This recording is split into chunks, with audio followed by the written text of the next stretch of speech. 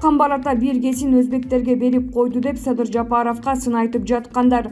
Камбар ата биргесин өзбектер менен куруу Жапаровдун долбоору эмес, Атамбаевдин долбоору. 2012 жылдын 5-6 сентябрындагы Мирзиёевдин Бишкекке болгон мамлекеттик иш сапарынын жүрүшүндө Алмазбек Атамбаев биз бардык кестерибизди Өзбекистан менен бирге курабыз деп Мирзиёев менен сүйлөшүп убадалашып койгон. 2017 жылдын 5-6 октябрындагы Атамбаевдин жооп иретинде Ташкентке болгон мамлекеттик иш сапарынын жыйынтыгында Кыргызстандын Нацэнерго холдинг менен өзбектердин Өзбек гидроэнергия ортосунда Камбар ата биргесин куруу боюнча меморандумга кол коюшкан. Ушул жерде объективдүү суроо туулат: эмне үчүн Жапаровго айтып жаткан сынды 2017 жылы Атамбаевга айтпадыңар? Же Атамбаев өзбектер менен курса болот, а Жапаров өзбектер менен курса болбойбу? Нурлан Маматбеков. Сабыр Муканбетов. Камчыны бышырып жешсе, орду мага буйруп калар деген арам ойлуу атка минээрлер даяр турат. Тажикстандын мурунку тышкы иштер министри Хамрохон Зарифинин бир беткей чагымчылдык мүнөзгө ээ билдирүүсү. Ансыз да татаал кыргыз-тажик чыгара мамилелерин оорлотуп, эки элди кагылыша тургандай жагдайга түрткөнү ачык байкалууда. 20 жылда Европа, Америкада элчилик кызматтарда жүргөн, такшалган дипломат дегенге татый турган аксакал болчу адам эки элдин ортосуна от жагып, кырдаалды татаалдаштырып жатканы кандай? Хамрохан Зарифини жакындан таанып, көп жылдар бою катнаш иштеген биздин белгилүү дипломаттардын айтымынча, ал эч качан өз бет алдынча пикир карманбаган, айдама өтө сак, жеке керт башынын гана кызыкчылыгын ойлогон куу адам экен. Анан ошо куу бүгүн баатыр болуп чыга келди, отко бензин бүркүп. Эртең кыргыз-тажик жаңжалдашып чабыша кетсе, жоопкерчиликти моюндоого даярбы? Талдоочулар бир ооздон бул Хамрохон Зарифинин сөзү эмес, тажик бийлиги расмий эмес канал менен өз пикирин билдирүүдө деген ойду айтышууда. Андай эмес деген жок эсе. Эски элчи тажик бийлигинин эле сөзүн сүйлөө атабы же шыгактаган сырткы өнөктөштөрү да барбы деп суроо салгандар да жок эмес. Тажик тараптын өтө эмоционалдуу, жалган дооматтарга, кыргызга каршы жек көрүүчүлүк, баскынчылык сезимдерге толгон расмий эмес пикири боюнча алардын оюнча кырдаалдын курчушунун негизги күнөөкөрү Кыргызстандын улуттук коопсуздук комитетинин башчысы Камчыбек Ташиев экен. Негизги сокку ошого багышталганы ачык байкалып турат. 30 жылдан бери чечилбеген чыгара маселеси мезгил менен курчуп, кагылышуулар болуп, эки тараптын жарандары мерт болуп келет. Эки эл тең тажап маселени бир жаңсыл болуусун көксөп турат. Ташиевдин маселени бир жаңсыл кылуу аракетин кыргыздар эле эмес, чегарага жакын жайгашкан тажик туугандар да колдоп жатканы айтылууда. Тилекке каршы аракеттер расмий тажик бийлиги тарабынан колдоо таппагандыктан Камчыбек Ташиев радикалдуу талаптарды айтууга мажбур болду. Чегара маселелери чечилмейинче Тажикстан тарапка контрабанда түрүндө ташылып жаткан товарлар токтотулаарын, чектен чыккандарга күч колдонууга даяр экенин айтып, маселени кабыргасынан койду. Ыкчам аракеттер көрүлүп, чегара жабылып, тажиктерде тартыштык башталып, бензин баасы 100 сомдон ашып, башка товарлар боюнча да баалар өсүп, кыйынчылыктар башталып, тажик элинин ичинде нааразычылыктар башталып, тажиктер өз бийлигин айыптай баштаганы айтылууда. Кепке келип кеңешип кескен бармак оорубайт деген сунушубузду туура кабылдап, маселени чечкенге биргелешип киришкендин ордуна расмий Душанбе чагымды күчөтүп, куу кандегин тукуруп, абалды ого бетер оорлотуп салды.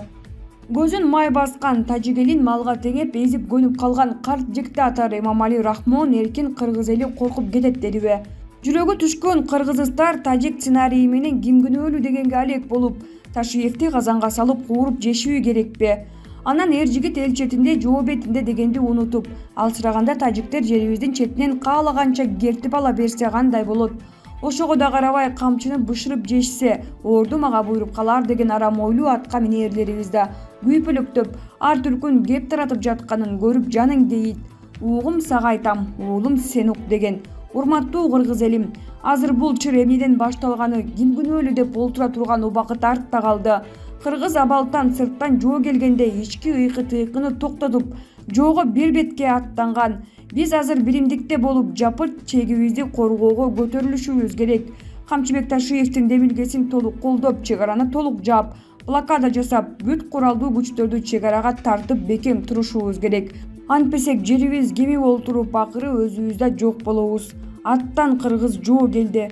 Манас бабабыздын арбагы колдосун. Сабыр Муханбетов, Булак Назар Ньюс Чекит KG. Айданбек Акматов, Мариповдун кургак сөздөрү. Кырдаалды реалдуу түрдө өзгөртө ала турган чек ара өкмөттө, мамлекетте барбы? Ал бар. Бирок ал популисттик эмес, бир кыйла убакытты, мээнетти, эсепти талап кылган чаралар. Мындай пикирин саясат талдоочу, көз карандысыз журналист Айданбек Акматов өзүнүн Facebook баракчасына жазып чыкты. Өкмөт башчы Улукбек Марипов өкмөттүн жыйынын куруп, анда падышадай болуп, реалдуу өзгөрүүлөрдү көрбөй жатам, мындай болушу керек эле, тапшырма бердим деген сыяктуу сөздөрдү айтыптыр. Негизи эле Марипов мындай маанидеги дүңкүлдөгөн, бирок кургак сөздөрдү көп айтат экен. Азык-түлүктүн кымбатташы боюнча да өрткө тамчы сепкендей эле, чара же реалдуулуктан алыс калгандай сөздөрдү айткан эле. Мамлекеттин резервдеринде май, шекер чыгарабыз, Россиядан арзан баада май, шекер сурайбыз дегендей. Россия өкмөтү азык-түлүккө бааларды өткөрбөй кармаш үчүн өзүнүн тийиштүү компанияларына мамлекет эсебинен төлөп бергени жатат. Россия өкмөтү Кыргызстан үчүн төлөп беришине көз жетпейт. Ошондуктан Россия Казакстандан базар баасында гана сатып алуу мүмкүн. Кырдаалды реалдуу түрдө өзгөртө ала турган чара өкмөттө, мамлекетте барбы? Ал бар. Бирок ал популисттик эмес, бир кыйла убакытты, мээнетти, эсепти талап кылган чаралар. Маселен, Кыргызстанда өсүмдүк майы жетишпейт, дээрлик 90% сырттан алып келебиз. Дүкөн базарларда Россия, Казакстан, Өзбекстан майлары гана турат. Мындай шартта нормалдуу мамлекет эмне кылат? Өзүнүн ички резервин карайт. Канча жерибиз бар, канча күн карамай эгишибиз керек. Ага канча каражат кетет, үрөндү кайдан алабыз деген маселелер күн тартибинде коюлушу керек. Күн карамадан пахтадан мынча түшүм алсак, ага кандай май завод керек? Шыкмаматов инвестиция тартууга тийиш, инвестор болбосо мамлекет өзү насие алып завод курабы? Булардын бири жок. Өкмөт башчы район акимдерин тилде олтурат. Кабинеттен чыкпайсыңар деп. Ал байкуштар эмне кылсын? Колунда бюджети жок болсо, кредит ала албаса, жерге кожоюн болбосо. Бирок да Мариповдун өзүнөн да эмнени сурайсың? Ал өзү 11 апрелдеги референдумдан кийин кайда болуп каларын билбей бушайман болуп олтурса керек. Президент катары аткаруу бийлигинин башына келе турган Жапаров мындай маселелердин үстүнөн иштейби? Жекуловго конституцияны карабай калдым, башка маселелер менен алек болуп дегендей, башка орчун маселелери менен алек болобу деп белгилеген ал. Айданбек Акматов, журналист, Булак Назар Ньюс Чекит KG. Баткенде Өзбекстан менен чек арада жайгашкан кайтпас жана өтүкчү өткөрүү жайларынын иши жанданды. Бул тууралуу өкмөттүн Баткен облусундагы ыйгарым укуктуу өкүлүнүн басма сөз кызматынан билдирди. Бул саамалык салтанаттуу түрдө белгиленип, ага Кыргыз Республикасынын өкмөтүнүн Баткен облусундагы ыйгарым укуктуу өкүлү Омурбек Суаналиев жана Өзбекстандын Фергана облусунун башчысы Хайрулла Бозаров баштаган эки тараптын жергиликтүү бийлик өкүлдөрү, жергиликтүү тургундары катышты.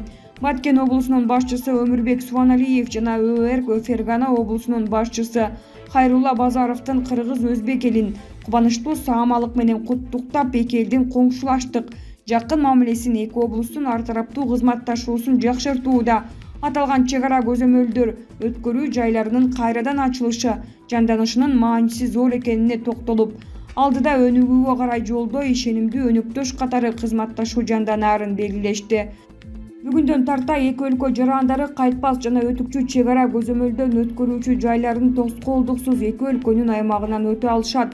Тагыраагы жүргүнчү ташуучу унаалардын каттоосуна жол ачылды. Буга чейин пандемияга байланыштуу Өзбекстан Республикасы менен чек арада бир гана кадам жай чек ара көзөмөлдөн өткөрүү жайы иштеп жаткан. Ал учурда Өзбекстан Республикасынын жарандары Өр-Сох районуна баруу үчүн 80 чакырым жолду басып өтсө, кайтпас чек ара көзөмөлдөн өткөрүү жайы аркылуу өтүү менен жол калыстыгы 50 чакырымга кыскарат. Ошону менен катар кадамжай чек ара көзөмөлдөп өткөрүү жайында кыймыл жеңилдейт. Белгилей кетсек, үстүбүздөгү жылдын 11-12 мартында Кыргызстан менен Өзбекстан Республикасынын өлкө башчылары Ташкент шаарында жолугуп, аталган чек ара көзөмөлдөн өткөрүүчү жайларын ачууну макулдашкан. Ал эми Баткен Фергана облусунун башчылары кызматташуу жаатында бирдиктүү жол картасына кол коюшкан. Булак Кадам Медиа Чекит KG. Суу аз, электр энергиясын үнөмдөш керек, Марипов тапшырма берди.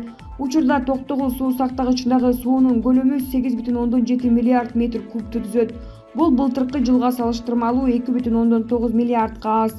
Токтогул суу сактагычында суунун көлөмү аз экендигин эске алуу менен электр энергиясын үнөмдүү пайдалануу саясатын жүргүзүүбүз зарыл.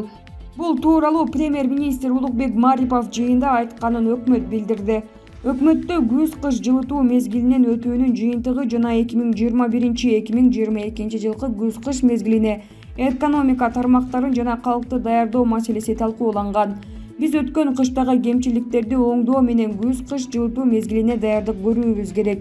Электр энергиясын иштеп чыгуу жаатында башкы милдеттердин бири Токтогул суу сактагычында суунун керектүү көлөмүн топтоо болуп саналат. Суунун көлөмү аз экендигин эске алуу менен электр энергиясын үнөмдүү пайдалануу саясатын жүргүзүүбүз зарыл, деди премьер-министр. Ошондой эле электр энергиясына дебитордук карыздарды төмөндөтүү зарыл экенин белгилеген. Мындан сырткары бардык мамлекеттик органдарга сууну үнөмдөө максатында пайдалануу лимитин сактоосу, авариялык өчүрүүлөрдү азайтуу боюнча иштерди жүргүзүүсү керектигин айткан. Учурда Токтогул суу сактагычындагы суунун көлөмү 8,7 миллиард метр кубту түзөт. Бул былтыркы жылга салыштырмалуу 2,9 миллиардка аз. Булак Спутник Чекиткейji.